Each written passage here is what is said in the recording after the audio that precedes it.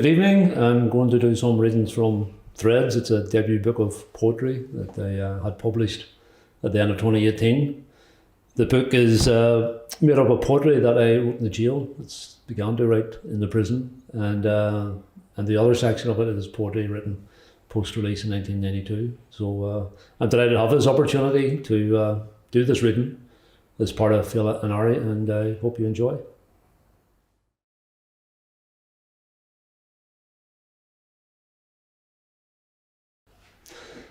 Before I read from Threads, I want to read a poem that I wrote last year. It was a competition that was organised by the National Print Museum of Ireland in collaboration with Creative Ireland.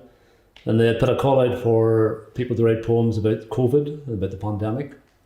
And they had to write a short piece, 12 lines maximum. And given that Féile and Earraigh is taking place during the pandemic, at a time when we should be in the pubs and theatres and exhibition centres, we're not. We're at home, watching it in the comfort of our homes. So I just want to read this short poem about COVID, which is entitled, I Couldn't Tell Her. After he died, I wrote to his wife about his final hours, those hours he had spent alone with me. I couldn't tell her it was her he loved, her that he wanted so much to return to hold, kiss, make love with. I just couldn't tell her that. I couldn't tell her because he couldn't speak. A stranger to me, I just happened to witness his death. Staff Nurse Williams, COVID-19 ward, 13th of April, 2020. This poem is the first one I ever wrote. Only one I ever had published anyway. It was back when I was in prison around about 1988, I think. And there was a competition again, organised by Féile and Fubble, and I wrote this poem and sent it to it and won first prize in it.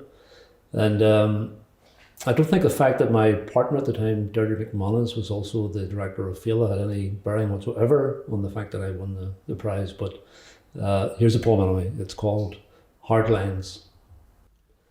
Right angles and straight lines, they're everywhere. And I don't like their rigidity. Wall, ceiling, floor, straight, sharp, cold, clinically exact lines meeting in right angles. The window has 20, right angles and straight lines. The door 4, 8 if you count the spy hole. The grill 120, I've counted them. The canteen is full of them, tables, shelves and benches of straight lines and right angles. Well, I want twisted, crooked lines, winding, curling, meandering paths, slopes, mounds, hollows, peaks, valleys, dips, curves of land and flesh. And I want them coloured, purples, blues, greens, yellows, bright reds, no more black and white or grey uncertainty. And in different textures too, please, if you don't mind. No more choice of rough or very rough. How about fine, soft, furry, fluffy, smooth, satin, silk? Robotic minds, administrators, bureaucrats created this world of geometric precision. Did they think it beneath themselves to apply their engineering skills to the humble toilet bowl? The only work of prison art and anarchy. I went into prison in August 1976. A lot of people were working in the prison around that time, and a few weeks after I was there, a group of people landed in, including Kieran Doherty, or Big Doc, as we came to know him. He was arrested along with Pickles, John Pickering, and Chris, Greek Moran, and Liam White, and Doc was next door to me in C Wing on the second landing, and I used to go down to court with him every Monday morning, and was there with them in C Wing for about 9 months. And I suppose what always struck me about Doc was he was this really handsome guy, tall, taller than me, he's about 6'4", very muscular build, had a way of walking, and the balls of his feet that made him look like a cheetah or puma, one of them sort of sleek cats. If anybody else had attempted to walk like that, it just would have looked stupid, basically. But Doc had this real physical presence with him, Sort of shy guy, but had that presence, and I didn't really see him after that much during the whole H-Block protest. And the next I did see him was in the prison hospital when he was well into his hunger strike. And I wrote this poem just about him and the impression I had of Big Dog. And it's just called Big Dog. It's for Kieran Doherty. As teenagers new to prison, your striking good looks were envied, your physique admired, your confident step something we could never imitate. In that strange and hostile world, your physical presence gave us security. Yet you were little more than a boy yourself, grown to manhood rapidly. A short life as schoolboy in Tierney, or on active service with Ugly na Heron, gave wit to your words, though few words you spoke. Your smile gave encouragement, a nod of your head enough to prompt compliance. Even those who incarcerated you admired you, wanted to be like you in their dream world. When I last saw you in the prison hospital in 81, only the shell of your body remained, your movements slower, though just as definite, your eyes clear as ever, and your voice soft as before. Confident, assured, steady. Earraigh. During Féile in Earraigh, there is International Women's Day on the 8th, and a number of the poems in this book have a feminist theme to them. And that was something, again, that began in the prison. I think we all were into reading feminism once we got access to books after the hunger strike, and then we had partners, girlfriends, comrades in Armagh jail, and it was a lively topic. And then we had, thankfully, a tutor who came in the prison for the Open University, Joanna McMinn, and I was studying a course called The Change and Experience of Women, and as part of the Open University. And then I asked Joanna if she would come in and do some informal classes with people, and she agreed to do that if I would co-facilitate. And the classes went on for about 2 years, and I think there was up to 200 people took part in them, and some very lively discussions, and I think a lot of consciousness raising. So this one is called Feminists.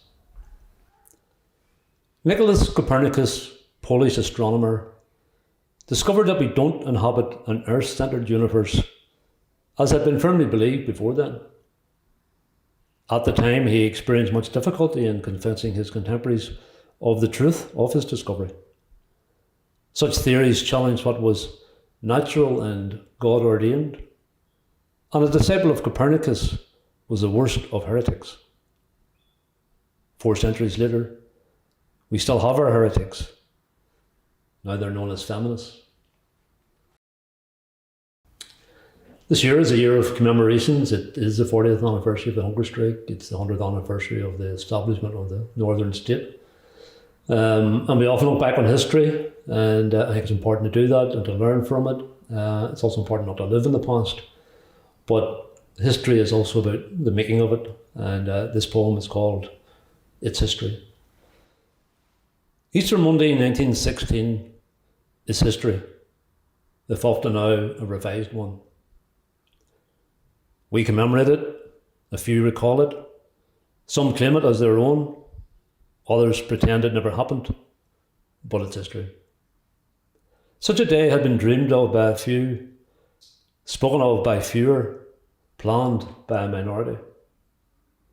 Their firepower, the outrageous thought that the lowly could make history. Easter Monday 1916 is history because it was made to happen. I was struck one time in prison when I opened the Andersonstown News, and sometimes we didn't get the Andersonstown News. It would be censored, blocked because of something outrageous that they had in it. But there's a photograph, and a very stark photograph, and they say how a photo can paint 1,000 words. And it was of this woman, petite woman, young woman, standing in her kitchen in her house in West Belfast. I think it was Twinbrook. But she wasn't just standing in the kitchen, there was this huge hole in the floor, and she was standing down in the hole, with probably just from about waist up, been above the level of the floor. It was a hole dug by the British Army in a search. The woman who was standing in it was called Janet. And I met her in later years, briefly, when I was out of prison. But I wrote this poem just about what I saw there and about what had happened, and it's titled Janet. The crater in the floor of your kitchen, in contrast to your diminutive figure, appeared enormous. It was the centre of attention.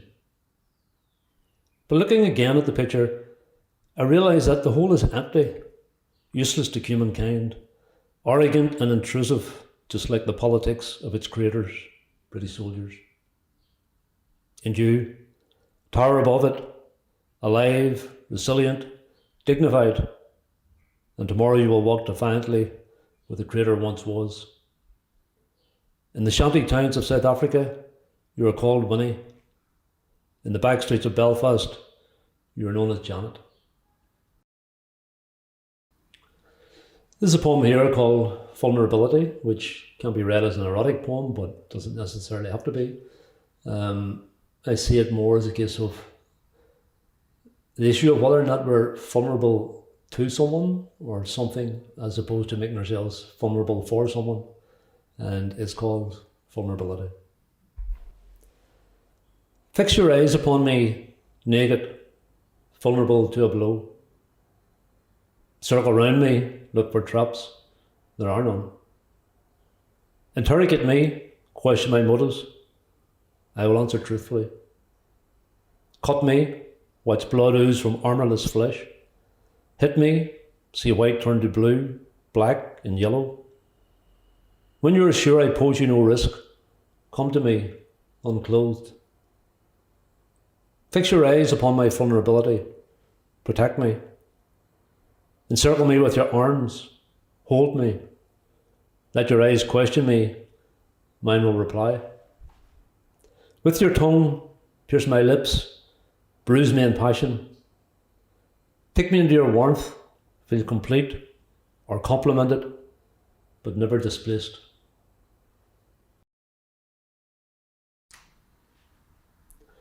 But in Ireland of late and of the last decade or so, we've learned about a lot of abuse that's gone on in institutions and elsewhere. And this poem here is about sexual abuse, not about institutions, it's about interpersonal. It's about something I became aware of with people, and in this instance it was male on male rather than, as more often the case, male on female, and it's called In Darkness. Huddled in soft darkness, his dry sobs send cold dust swirling. Outside, a predator stalks fresh prey, cocky, confident in his power, male power, abuse of power. Flesh-hard male strength pierces adolescent softness and batters a mind. Today, the cigarette glow illuminates silent tears. A young man lives on in the soft darkness of a coal bunker. There's another poem along the theme of feminism, and really it's looking at image in some sense. We can be inclined to be very much influenced by image, whether it's male or female. So someone like a woman who's maybe dressed well, elegant, quiet, well manicured, can sometimes maybe be seen as just more feminine and therefore maybe less powerful or less fitted to be leadership or whatever else, which is all nonsense, of course. The same as men who maybe appear more feminine, can be seen to be less of leaders or courageous or whatever. I mean, all of that is nonsense. So it's just about how appearance can be fitted into very gendered roles, and it's called Discontented Husband. Thug, yes, you. I see through your facade. That elegant blouse clings to a breast that holds no heart. Those shapely legs and fashionable culottes power stiletto heels into my brain. Yes, you, thug. Your carefully coloured lips smile for others, but mouth jagged words to me. Painted eyelashes meet in a gesture of disdain. I'm dismissed with a toss of auburn locks a flick of manicured hand. Thug, tattoo your knuckles, shave your head, wear bothers, chew gum. That way we'll recognise you and avoid you. And by the way, thug, the dishes still aren't done.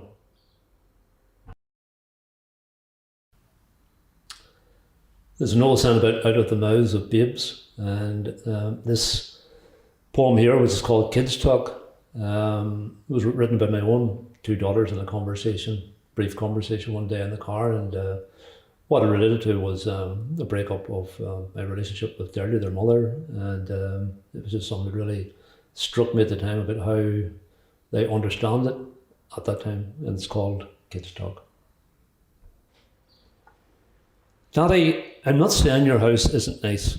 It is. But you see, being one night at Mommy's, and then to your house, and then to Mommy's, and back and forward, and back and forward, I'm getting tired.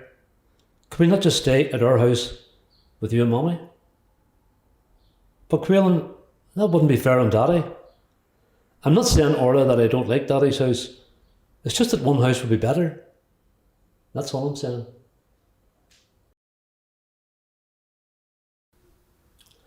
Some of you may be aware of or could recall the case some years ago of the Columbia three Irish men who went over to Columbia to study the fauna and environment there, and were very wrongfully arrested and held in prison.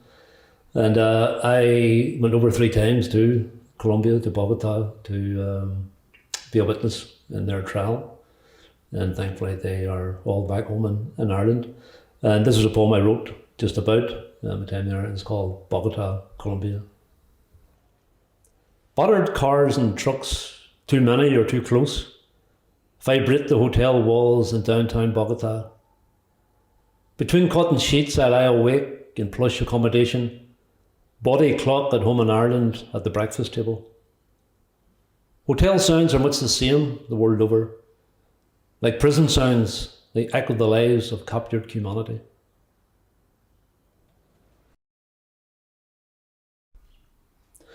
I was lucky enough some years ago to be involved in an arts project which took me to various parts of Europe. Myself and Paula McFetridge, who I do a lot of work with now, we're both on it.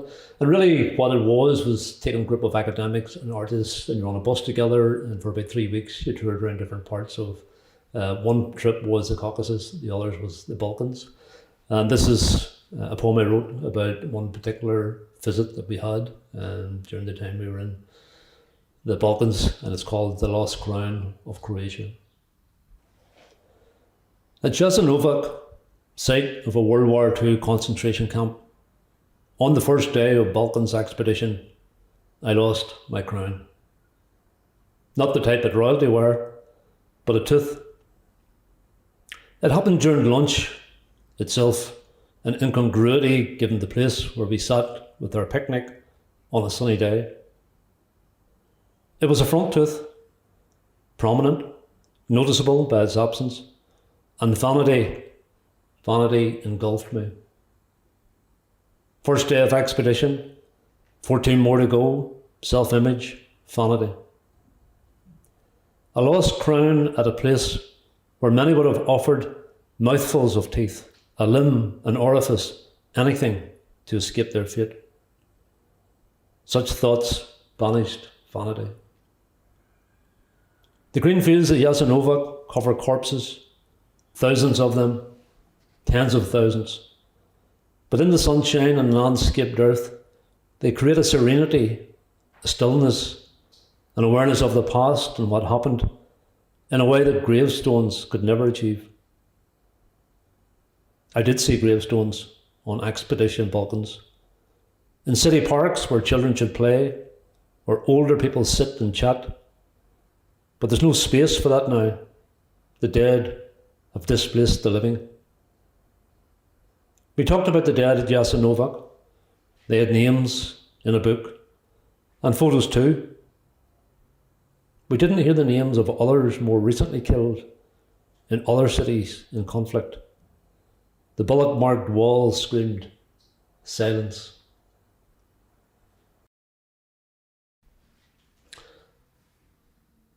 I don't really recall any adult conversation, lengthy adult conversation I had with my mother, and yet I always had a very, very close connection to her and with her. I was away from home, on the run from I was about 17 and a half, and then I was in prison from just before my 20th birthday, and then we're into blanket protest and no visit for a while, and then only a monthly visit. And then the hunger strike, and then she died shortly after that, a bit less than 2 years later. But as I said, I always had a very close connection to her, and still do feel a very close connection to her. And this was a poem called simply Margaret that I wrote to her while I was in prison. I am new to this, my skill, if it can be called such, as yet much flawed. But I find joy not in the purity or form of completed verse, but in the release of feelings, thoughts and ideas captured in words. And yet, therein lies my difficulty. For with what words will I pen this? Often when I think of you, it's in question form. Who were you as a child, a girl, a teenager, a fully mature woman? I knew you as a mother, but there was life before that, of which only you can speak. So when I write, it is with humility, capturing only the moments we shared and not an attempt to say who or what you were before you became my mother. My earliest thoughts are of Portrush excursions, a Father Davy's annual trip, sleepless Friday nights before them, then the joy of coal ash on my face through an open window, and gasps of fright as darkness came with a tunnel. I loved the water just as much as Barry's with its ghost trains and racing cars, and would leave reluctantly only when warned that trains do not wait for small boys. On the journey home, I didn't ask you what those boys were doing with the girl in the next carriage. The peeler with white helmet and heavy bike must have frightened you, pursuing a complaint from a mother whose son I'd fought with. But I don't think you took him or her seriously. At least, you never said anything to me. But when Mary Keenan called, requesting that I refrain from wrapping her letterbox and setting buckets of water at her back door, which her elderly relative stepped into, as was intended, I hid from you in shame, even though I'd thought it funny, him with his wet feet, and I still do. I was 10, getting married and needed new shoes, so you let me go alone to get them. And I did. But only after a lengthy argument with John Nutt, who felt sure you'd disagree with my selection. New slip-ons. But you didn't. Most likely you saw the joy in my face and would endure months of credit rather than destroy that. 2 years later, you waited in silence while I spun yet another excuse for being home early from St. Malachy's, then showed me a letter from the school inquiring as to my absence over a 3-week period. You cried as my dad raged, but to you knowledge was not measured in paper diplomas, nor should the price of it be happiness. You pretended not to notice how the gold bands on the cigarette packets my dad bought for visitors at Christmas had become ragged and torn. Instead, you turned your back each morning while I grabbed 2 or 3 for school. On the morning you barely spoke to me, clearly the memory still vivid of me on my knees just a few hours previously, inserting a key into a doorstep instead of a lock, and the smell of brandy, wine and beer you felt inappropriate for classrooms. However, by evening it was forgotten, for you were more interested in the present than in the past, and more inclined towards embracing than holding others at arm's length. I left hurriedly one night in '74 without goodbyes. No doubt it was a shock to you, though I wonder. For you knew me so well, and soon inquiries led you across the border. But hotels are for lovers to meet in, and our expressions had to speak the words we never uttered. You looked so vulnerable that day in the world of Diplock courts, tired and sad with an air of inevitability. I longed to go with you and hold you, but the metal encasing my wrists held me to another. Stripped of the rhetoric, our struggle was exemplified in that scene of the assembled might of imperialist power aligned against one woman who stood before them and said, "He's my son." On the visits, tension shaped your features and your eyes asked questions about the food and the search I would get upon my return. Local events were described in great detail, accompanied with a list of well-wishers and the customary comment on how well I looked. Such a lie God would easily forgive. Then, attentive eyes momentarily distracted, you passed to me the gift you'd carried as close to you as once you'd carried me, and in that act, love conquered fear, as it always does. In 81, you covered many miles on my behalf, walked many roads, shook many hands, until the day the struggle was brought direct to you. You know what you have to do, and I know what I have to do, you whispered at my bedside. The resolution of two conflicting possibilities left in the hand of fate. Then you're off to kneel and pray amidst your tears. When next we met, the scars of that battle were etched deeply upon your face. Hustled in and out again, we got no chance to say the things we wanted to. And I wondered if you'd left still unsure of how I felt towards you, you who were blameless. The happiest I ever saw you was on your return from the States a year later, a lifelong dream fulfilled in the act of placing flowers on your father's grave, and the joy you experienced in your newly discovered fame as a mother of a freedom fighter, not a terrorist. Concerts stopping midway through to introduce you to the audience who rose and applauded. You leaned across to me and whispered, conspiratorially, of how you met a woman you believed to be a socialist, and I smiled at your earnestness. When last I saw your face, I raged at the irony of it all. I was where you longed for me to be, at home, but there only on account that you were no longer present. And later that day we buried you. Life has moved on since then, and there's so much I'd like to tell you, the things I've learnt about myself and others, and how we go on with life together, how I've realised that we must tell those we love of that love for them, in case it's just not obvious. And I'd like to hear you now, telling of the joys, the pleasures and passion of sex outside of marriage. You were pregnant with Mary when you married.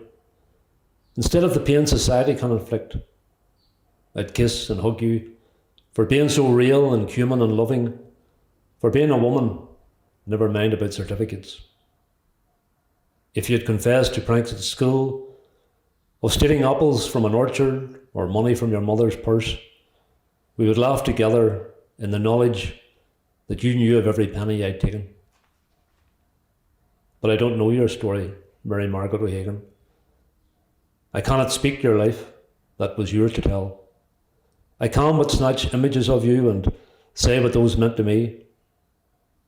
I'd like to think, though, that if you read this, you'd laugh in places and cry in others, just as I did while writing it. Good night, Margaret.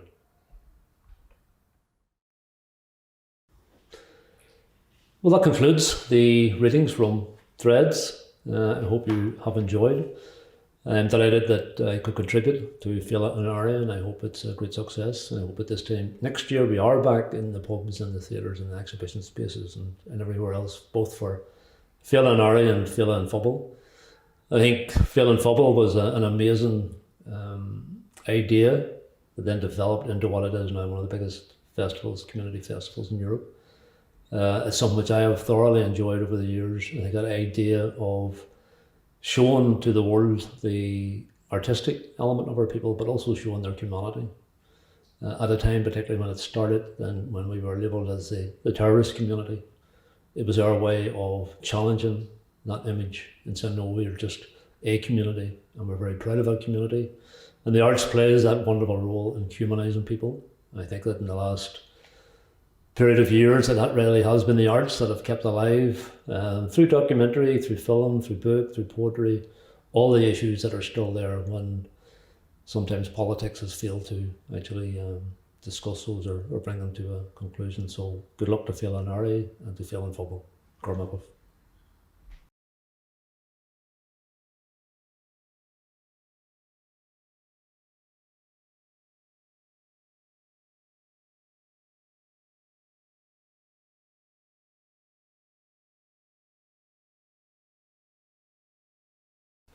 The good thing about doing these type of things now, when you do them in your home, rather than having to appear to do them, you can be sitting here and sort of dressed and manicured and the hair and all, but you can sit with the Uggs on you at the same time, just to keep the feet warm, because I've always heard the story that if your feet's warm, you're all warm. So